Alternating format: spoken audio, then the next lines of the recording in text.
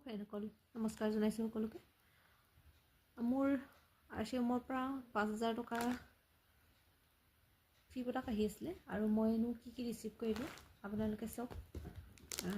এইটো hair revival kit, এইটো মই এটা ইউজ কৰিছিলোঁ আৰু সেইটো সম্পূৰ্ণ পইচা দি পেলাই কিনি মই ইউজ কৰিছিলোঁ আৰু লগতে এইটো একেবাৰে সম্পূৰ্ণ ফ্ৰীত আহিছে, ফ্ৰীত মই লৈছোঁ, শেষ হ'বলৈ হৈ আছে গতিকে মই লৈ লৈছোঁ।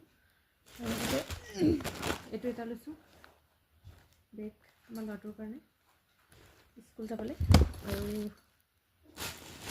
তাৰপিছত লৈছোঁ এইটো বেডশ্বীট।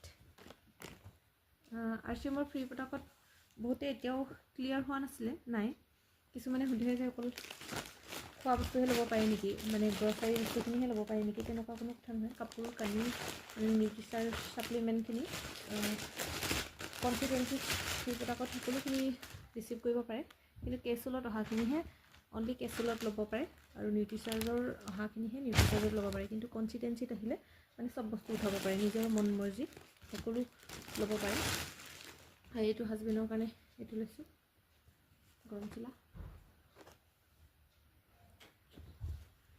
এইটো লৈছোঁ, আৰু মোৰ কাৰণে এই কুৰ্তিটো লৈছোঁ, এইটো লগতে এইটো লৈছোঁ, এইটো মোৰ কাৰণে আৰু মানে খুচুৰা খুচুৰি থাকি যোৱা বস্তুখিনি অলপ খোৱা বস্তু লৈ লৈছোঁ। ইমানে, ধন্যবাদ, বাই বাই।